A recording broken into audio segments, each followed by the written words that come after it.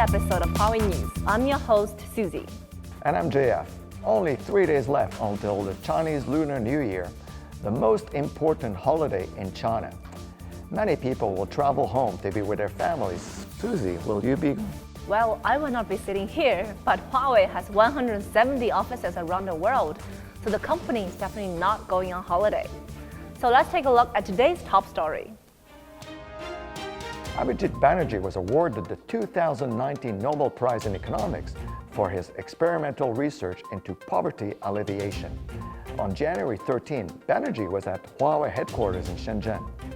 And I think it's useful to think about for a company like Huawei, which is very conscious of its social role. I mean, you hear a lot about how this is going to be using less energy, and so there's a clear awareness of the social contribution of the company.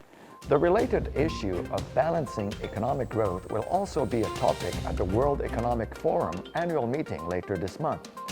On January 21st, Huawei founder and CEO, Mr. Zhengfei, will talk with Professor Yuval Noah Harari, the author of A Brief History of Humankind. So stay tuned to Huawei News to know what happened at that meeting.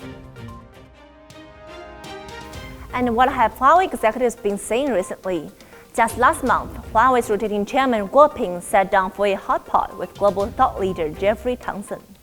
You joined in 1988 as the number 5 employee. Yeah. Because early days, people don't know the story terribly well.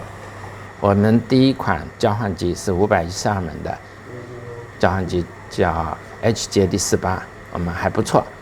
也是度过了华为没有产品的那个危机。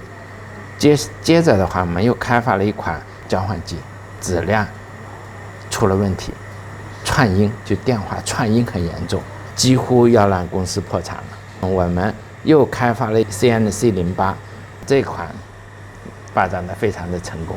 接下来我们开发了一个叫 East8000，又失败了。他们后面说那名字取得不好 ，East。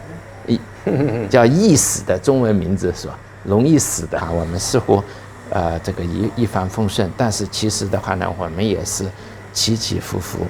我们这个生意就像西西弗神话里面的石头到了底上，又要推到顶上去了，而且的话呢，方向还不能错。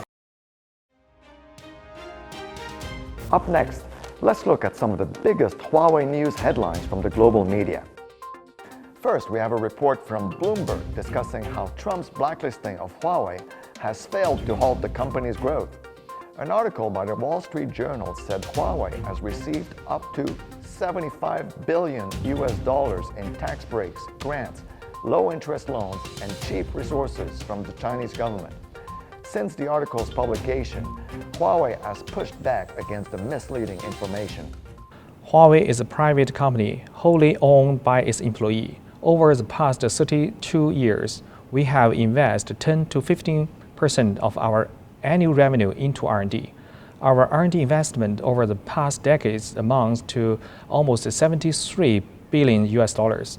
In 2018 alone, our R&D spends reached $15 billion. The article made it sound like Huawei got $75 billion from the Chinese government for free by burying deep in it. It mentioned that $46 billion were loans that Huawei customers borrowed from Chinese banks. Are loans free money? Of course not. And actually, Huawei customers paid back with interest. After hearing today's news, I'd like to end today's episode with something that Mr. Guo said he learned from Albert Camus' The Myth of Sisyphus. Life in the face of its pain is the ultimate revolt against the absurd. That's all for today's Huawei News. If you want more news about Huawei, please follow Huawei's social media platforms and stay tuned for our next episode.